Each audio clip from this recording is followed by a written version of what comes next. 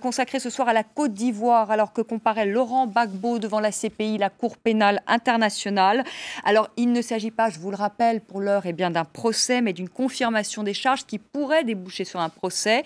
Avant de reprendre ce débat avec nos invités, je vous la présente très rapidement. Mamadou Touré, qui est responsable des militants de l'étranger du parti d'Alassane Ouattara, le RDR, conseiller spécial d'Alassane Ouattara, également un chargé de la jeunesse et des sports. Toussaint Alain, qui est l'ancien conseiller de Laurent Gbagbo. Christian Bouquet, qui est spécialiste de la géopolitique africaine, professeur à l'université Michel de Montaigne à Bordeaux 3 et auteur de Côte d'Ivoire, le désespoir de Kourouma, et Florent Gel, qui est le responsable du bureau Afrique de la Fédération internationale des droits de l'homme. Avant de reprendre notre débat, on écoute tout de suite Fatou Bensouda, la procureure de la CPI, la Cour pénale internationale. C'était mardi, hier, donc au premier jour des audiences. Nous allons démontrer que M. Gbagbo et les forces placées sous son contrôle sont responsables des morts, viols, blessures graves et de la détention arbitraire de citoyens respectueux de la loi, d'innombrables civils qui ont été perçus comme des partisans de M. Ouattara. Christian Bouquet, avec ce procès, est-ce qu'il peut y avoir le sentiment, ce que disait Toussaint Alain tout à l'heure, d'une justice des vainqueurs, dans la mesure où, pour le moment, dans le camp Ouattara, personne n'est jugé? Oui, c'est normal que M. Toussaint Alain tienne ce discours parce qu'il a beau jeu de dire, regardez, tous ceux qui sont soumis à la justice, qu'elle soit internationale ou nationale, sont des gens du camp Gbagbo. Mais je crois qu'il faut aussi remettre les choses en perspective et en perspective chiffrée. Alors on ne va pas faire une mathématique macabre, mais il faut quand même bien reconnaître que si on classe les dossiers dans l'ordre, toutes les exactions qui ont été commises par le camp Gbagbo sont quand même infiniment supérieures à celles qui l'ont été par le camp Ouattara, si tant est qu'on puisse démontrer les unes et les autres.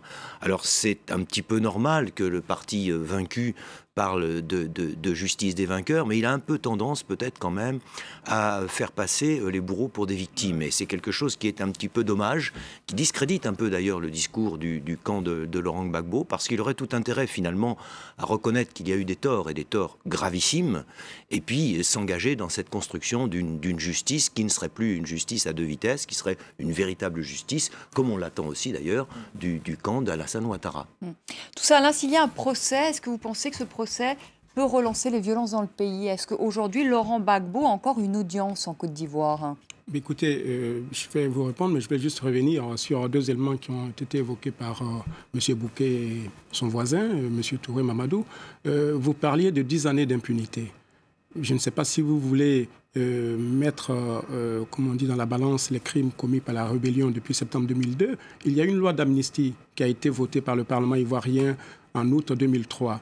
Et ensuite, l'accord de Ouagadougou de 2007 a donné lieu à une ordonnance prise par le président Gbagbo pour permettre de mettre en confiance la rébellion. Donc vous ne pouvez pas dire que ce n'est pas vrai. J'ai ici la loi d'amnistie qui est là. Mais l'amnistie, c'est l'impunité. Lisez la loi. L'amnistie, c'est l'impunité. Si vous permettez une minute, je vais lire. Une minute alors. Écoutez, c'est vraiment une minute. Non, une minute. C'est pas le débat. C'est pas le débat. Monsieur Toussaint Alain, c'est pas le débat. Je voudrais qu'on revienne au procès de Laurent Gbagbo. Voilà, puisqu'il demande à lire, mais j'allais lui dire. On ne va pas se renvoyer dos à dos les violences. C'est un mythomane. Ce que la loi d'amnistie, ce que l'ordonnance dit. Mais je ne veux pas qu'on revienne sur la loi d'amnistie pour nos téléspectateurs. Pour nos téléspectateurs, on se perd là. Oui, mais c'est quand même important d'éclairer l'opinion. L'ordonnance du 12 avril 2007 dit que les atteintes à la sûreté de l'État bénéficient donc d'amnistie à l'exclusion des crimes économiques et des violations graves des droits de l'homme. Ce dont on parle ce soir, M. Alain Toussaint, ce dont on parle ce soir, c'est les violations graves des droits de l'homme et les crimes économiques. Non, moi je veux qu'on avance dans le débat. Je voudrais savoir, est-ce que vous pensez que s'il y a procès demain, est-ce que ce procès peut relancer les violences dans le pays qui s'est quand même, il faut le dire aujourd'hui, plus ou moins stabilisé? Oui, plus ou moins. Il y a quand même encore pas mal d'attaques qui sont liées pour partie à certains responsables pro-Gbagbo qui sont en dehors du pays. Pour d'autres, on n'en est pas bien sûr, mais... la preuve que ce sont les anciens responsables pro-Gbagbo qui sont à l'origine de ces violences. Non, je pense que là, M. Florent Gil... J'ai des présomptions. Ah oui, des présomptions, mais voilà. Vous ne pouvez pas accuser aussi formellement des ex-personnalités d'être responsables de ces attaques. Et pour partie, on se pose des questions justement sur des attaques qui ont lieu aussi à l'intérieur et qui ne seraient pas forcément liées uniquement non plus au pro-Gbagbo. Mais en tout cas, ce débat nous montre quand même très, très clairement qu'il y a deux camps aujourd'hui en Côte d'Ivoire, pas forcément tant d'ailleurs les pro-Gbagbo et les pro-Ouattara, mais il y a deux camps, ceux qui ont commis des crimes et ceux qui n'ont pas commis de crimes. Maintenant, l'œuvre de justice, qu'il soit engagé devant la CPI, bien qu'on aimerait aussi qu'il y ait un peu plus d'équilibre aussi devant la CPI, c'est important de démontrer aussi qu'il n'y a pas justement de justice de vainqueur. Et on souhaiterait aussi que la justice qui a été engagée en Côte d'Ivoire, qui devra juger dans les deux camps, vienne peut-être un peu plus rapidement pour démontrer que le régime actuel d'Alassane Ouattara, justement, ne reproduit pas forcément les erreurs du passé. Et je crois que c'est une occasion historique nécessaire. Dans le cas du camp de Naïbli dont on parlait, il y a 2 instructions qui sont ouvertes, elles doivent avancer. Dans le cas des instructions en cours pour la crise post-électorale, cette étape de justice devrait être absolument exemplaire pour démontrer la rupture avec le passé. Et je suis absolument d'accord aussi qu'aujourd'hui, les personnes qui ont voté pour Laurent Gbagbo doivent pouvoir tourner la page. Et pour tourner la page, il faut une œuvre de justice, qu'elle soit au niveau international et encore mieux au niveau national. Car cette finalité de justice, elle est pour le peuple ivoirien, pour avoir dans le futur des élections qui ne dégénèrent pas dans des crimes et des violences. Justement, vous parlez d'élections. Alors, Toussaint Allain, je sais que vous n'êtes pas membre du FPI, le parti de Laurent Gbagbo, mais le FPI a appelé à boycotter, parce que les prochaines élections sont des élections locales qui auront lieu le 21 avril. Le FPI a appelé à boycotter, en tout cas aujourd'hui, les élections. Vous êtes pour ce boycott également? Mais naturellement. Pour quelle raison? Le gouvernement ivoirien n'a pas respecté un certain nombre de dispositions. L'accord de Ouagadougou, notamment l'ensemble du processus électoral était sanctionné par des élections présidentielles et ensuite des élections législatives, à l'issue desquelles la CEI devait être dissoute. C'est la commission électorale indépendante, on le rappelle pour nos téléspectateurs. Et en effet, une résolution de l'ONU dit qu'il faut que cette commission soit dissoute. Alors Mamadou Touré, pourquoi cette commission n'est-elle pas dissoute? Madame, je n'ai pas terminé mon raisonnement. Et donc le FPI, d'abord sur ce point, ne peut pas aller aux élections puisque les conditions ne sont pas réunies. Et d'autre part, il y a l'exigence d'un dialogue direct qu'a demandé ce parti et le pouvoir de M. Ouattara. Il y a un dialogue quand même direct depuis décembre. Oui, mais pas tel que souhaité, puisque... mais il y a quand même des gens, pardonnez-moi de cette formation, qui acceptent de dialoguer. Il y a peut-être aussi des divisions au sein même du FPI, entre justement, si je puis dire, les exilés dont vous faites partie, qui est un peu l'aile dure et qui ne veut pas discuter, et ceux qui sont plus modérés, qui acceptent de discuter avec le gouvernement. Il y a un bloc homogène. Simplement, il y a en face un pouvoir, pas si homogène que ça, un pouvoir qui dit une chose et qui fait exactement le contraire. M. Ouattara n'a aucune volonté de réconciliation. D'abord, il y a 800 prisonniers politiques actuellement dans les geôles du Nord de M. Ouattara. Il y a 1500 prisonniers, disons, militaires qui sont emprisonnés dans le nord du pays. Il faut des signes forts de réconciliation. J'ai parlé tout à l'heure d'un besoin de justice. Il y a également un besoin de réconciliation pour tourner définitivement la page. Mais il faut que l'exécutif ivoirien incarné par M. Ouattara accepte de faire des concessions, comme l'a fait le président Gbagbo entre 2002 et 2010, en acceptant d'amnistier les rebelles, en acceptant leur présence au gouvernement et en acceptant d'aller aux élections, alors même que les conditions n'étaient pas réunies. Mamadou Touré, pourquoi cette commission électorale indépendante... Non, mais d'abord, je voudrais point par point, s'il vous plaît. Sur cette commission électorale indépendante, pourquoi est-ce qu'elle n'est pas dissoute, alors qu'il y a même une résolution de l'ONU, aujourd'hui, qui est très claire et qui demande cette dissolution? D'abord, je vais vous dire qu'en tout cas, en venant sur ce plateau, je n'ai pas eu le sentiment que c'était l'objet du débat. L'objet du débat, c'est... Non, mais je vois que vous répondez, là, vous ne répondez pas à ma question. Si l'objet du débat, c'est la situation en Côte d'Ivoire et c'est aussi la réconciliation et c'est les élections. Je vais vous répondre. L'objet du débat, c'est le procès de Laurent Gbagbo et la nécessité de justice pour les victimes. M. Alain Toussaint a dit énormément... Non, mais M. Touré, mais je réponds à votre question. Mais je ne veux pas, non, mais je veux pas revenir en arrière. Vous voyez, il ne reste plus que 7 minutes. Donc, malheureusement, il faut avancer. Mais je vais répondre à votre question, madame. Je voudrais que vous me répondiez sur la CEI, la commission électorale indépendante. Je ne peux pas peut-être vous répondre exactement comme vous voulez, mais je vais répondre à votre question. Lorsqu'il s'est agi de participer aux élections législatives en Côte d'Ivoire, le président Ouattara a engagé, contrairement à ce que Alain Toussaint dit, a engagé des discussions lui-même avec le Front populaire ivoirien. Discussions qui ont abouti donc à des initiatives de la part du président de la République pour réformer la commission électorale indépendante. Le FPI semblait d'accord avec les points de discussion quand, comme par son habitude, le FPI est venu exiger la libération immédiate de Laurent Gbagbo qui se trouvait à La Haye. Donc quand vous avez des revendications irréalistes, manifestement, la volonté d'aller à la réconciliation, je vais terminer, la volonté d'aller à la réconciliation n'est pas du côté du FPI. Est-ce que vous allez libérer Mme Simone Gbagbo? Est-ce que vous allez libérer Michel Gbagbo? C'est ce qu'on vous demande, de libérer les prisonniers politiques. Comment est-ce que vous pouvez avoir un personnel politique qui est en prison? Il n'y a pas de prisonniers politiques en Côte d'Ivoire. Il y a des criminels qui sont arrêtés en Côte d'Ivoire. Vous êtes vraiment extraordinaire, vous. Et M. Ouattara, le chef criminel qui est à la tête de la Côte d'Ivoire.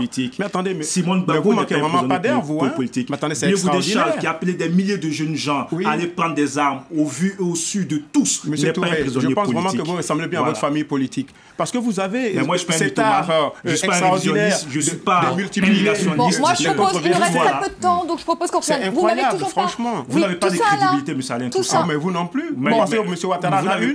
On arrête tout de suite. Vous pensez que M. Ouattara est la première fois qu'on a un président crédible. On arrête.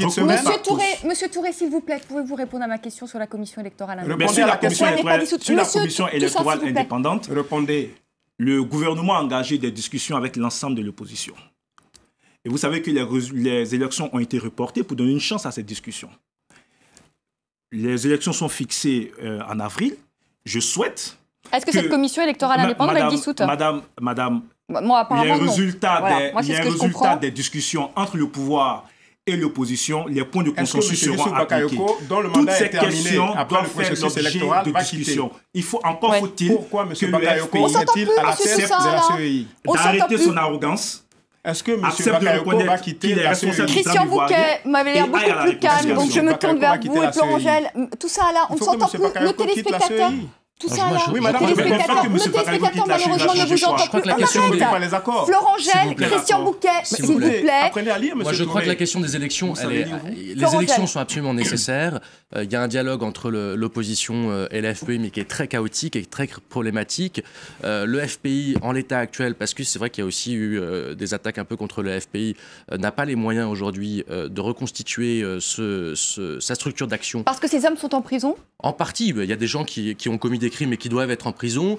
D'autres, c'est plus limite. Je pense notamment à Laurent Hakoun qui a eu des propos... Il va être libéré d'ailleurs, apparemment, voilà. Laurent Hakoun. Enfin, il va être libéré fin février. Quand même 6 mois de prison pour des propos qu'on peut contester, mais qui ne vaut peut-être pas 6 mois de prison. Qui est secrétaire général du FPI, voilà. On le dit pour nos téléspectateurs. Bref, toujours est-il que le FPI me semble, à mon avis, pas en état d'aller à des élections. Et donc, du coup, il y a pas mal de candidatures indépendantes de membres du FPI qui émergent. En ce moment, monsieur, que le FPI ait l'honnêteté de dire qu'il n'est pas en état d'aller à des élections, que de passer par des pratiques... je ne suis pas sûr qu'il faille non plus. Je suis pas sûr non plus qu'il faille lui mettre la tête sous l'eau. Enfin bon, bref, ça c'est une autre chose. Il est important quand même que les populations qui ont voté et qui sont de tendance FPI puissent avoir aussi des représentants à l'Assemblée nationale. Ça me semble logique et nécessaire, et qu'on dissocie la question politique de la représentativité et des logiques que représente le FPI de la question des gens qui ont commis des crimes. C'est encore vraiment les gens qui sont responsables de crimes et de gens qui ne sont pas responsables de crimes. Christian Bouquet, où en est aujourd'hui la réconciliation en Côte d'Ivoire? Parce que quand j'entends Mamadou Touré et Toussaint Alain, j'ai quand même quelques inquiétudes. On sent comme ça. En tout cas, dans la diaspora, puisque là, on est quand même dans un débat de la diaspora, elle est à ce niveau-là, c'est-à-dire un niveau qui est quand même préoccupant. Et c'est préoccupant parce que les positions se crispent au niveau où elles étaient au lendemain même de la crise post-électorale, autour d'un malentendu magistral qui est le malentendu autour de la démocratie. Il y a eu 54% de votants pour Alassane Ouattara, 46% pour Laurent Gbagbo. Quand il y a contestation, non mais madame, attendez. Lorsqu'il y a contestation électorale, on recompte les voix. En France, vous avez vous-même observé le contentieux à l'UMP. Non, on en est toujours à l'élection, c'est assez inquiétant d'ailleurs. Au lieu de compter les voix. Si Sarkozy avait accepté de recompter les voix, je pense qu'on n'en serait pas aujourd'hui là à parler de la CPI. Alors s'il vous plaît. Tout ça là, on ne va pas refaire le débat. Qui a gagné, qui a perdu les élections. C'est Alassane Ouattara. Il faut avancer maintenant. Recompter les voix. Ce n'est pas Alassane Ouattara qui a gagné les élections, c'est le président Gbagbo selon le Conseil constitutionnel. Christian Bouquet. Oui, tout ça fait tuer. Oui, j'assume. S'il vous plaît, Monsieur Touré, Christian Bouquet. Christian Bouquet. Tout comme vous. Christian Bouquet. Vous n'êtes pas très courtois. Tout ça là, vous n'êtes pas très courtois. Mamadou Touré non plus. Mais on laisse, s'il vous plaît, je dis que tous les deux, vous n'êtes pas courtois et on laisse parler Christian Bouquet. C'est presque pas la peine que je parle. Je crois que vos téléspectateurs ont compris. Ils ont compris, je pense. On n'arrivera pas à s'entendre entre ces deux camps-là. Donc je reprends, mais très brièvement, ce que je voulais dire, c'est que le malentendu autour de la démocratie, c'est que quand on a perdu, alors admettons, vous n'admettez pas que vous avez perdu, mais il faut quand même partir du principe que vous avez perdu. Et dans ce cas-là, les 46% des électeurs qui se sont portés sur votre candidat ne sont pas tous comme vous. Il y en a qui ont compris quelles étaient les vraies règles de la démocratie. On a perdu, on entre dans l'opposition, dans une opposition constructive et intelligente si c'est possible, et c'est possible puisque vous avez un ancien de chez vous qui s'appelle Mamadou Koulibaly, qui lui est entré dans cette opposition constructive, et on attend les prochaines élections générales. La logique démocratique, c'est qu'on se présente aux élections locales, vous dites, nos cadres sont tous en prison. Bah, ceux qui sont en prison, c'est qu'ils ont des choses, c'est incroyable comme vous pouvez parler en même temps que les autres, vous, hein. C'est que s'ils sont en prison, c'est qu'ils ont de bonnes raisons d'y être probablement. Et il y a sans doute une classe politique au FPI qui est capable de se présenter aux élections locales qui se présentent. Ce sera la seule condition avec laquelle les partisans de votre parti, ou du moins de votre ancien candidat, auront une représentation, et ça sera ça la vraie démocratie. Je crois que tant qu'on n'aura pas compris, du moins tant que une partie de l'opinion, alors manipulé par les uns par les autres, j'en sais rien, continuera à faire courir cette idée, la réconciliation n'avancera pas. Or, la vraie réconciliation, elle passe par la justice. Et la vérité. Et après, il y aura le pardon. Et après, éventuellement, il y aura la grâce. Mais pour le moment, il faut passer par la case justice. C'est indispensable. On arrive au terme de ce débat, Toussaint Alain. Est-ce que vous envisagez de rentrer en Côte d'Ivoire et pourquoi pas justement d'y jouer un rôle politique ? Et justement, comme disait Christian Bouquet, d'être constructif et de participer à l'opposition et d'emmener ce parti ou un autre vers des échéances électorales. Est-ce que vous envisagez de revenir en Côte d'Ivoire ? Naturellement, j'envisage un retour, mais en même temps que mes autres ça vous fait sourire, amis qui Touré sont... Non, il sourit parce qu'il sait ce qui attend ceux qui rentrent, même quand ils ne sont pas l'objet de poursuites judiciaires. Si M. Ouattara crée les conditions d'un retour des exilés politiques, alors je ferai partie de ceux qui rentreront en Côte d'Ivoire pour justement participer à ce travail de réinstallation de la démocratie dans notre pays. Est-ce que vous avez peur de retourner en Côte d'Ivoire, de rentrer aujourd'hui en Côte d'Ivoire ? Je ne suis pas craintif, mais je suis, comme on dit, réaliste. M. Ouattara, vous le savez, les méthodes qu'il utilise avec la violence armée, tous nos amis sont emprisonnés, je l'ai évoqué tout à l'heure. Je pense Mamadou Touré, vous répondez en un mot, parce que je dois rendre l'antenne. Mamadou Touré, est-ce qu'il peut rentrer en Côte d'Ivoire ? Mais ce monsieur, d'abord, est français. Donc, parler d'exil politique me semble totalement injuste. Ce monsieur est français. Ensuite, comme M. Bédier, comme votre responsable de l'artisanat. Un mot, parce qu'on doit rendre l'antenne. Ce monsieur est co-responsable du drame ivoirien à travers les propagandes qu'il a eu à faire sur les médias et autres. Ce monsieur a clairement dit que le général Gueye était responsable du coup d'État et le général Gueye s'est fait assassiner quelques minutes après. Ce monsieur, sa vraie place, c'est devant les tribunaux. D'accord, donc pas en Côte d'Ivoire. Il peut venir en Côte d'Ivoire, mais sa place, c'est devant les tribunaux. Voilà, c'est clair. Merci à tous les quatre d'avoir participé à ce débat. Merci beaucoup, merci à vous de nous avoir suivis. Je vous retrouve demain à 19h10 avec un document exceptionnel tourné au Mali. Ce sera un dossier spécial à 19h10, donc heure de Paris. Merci de nous avoir suivis. Très belle soirée, à demain.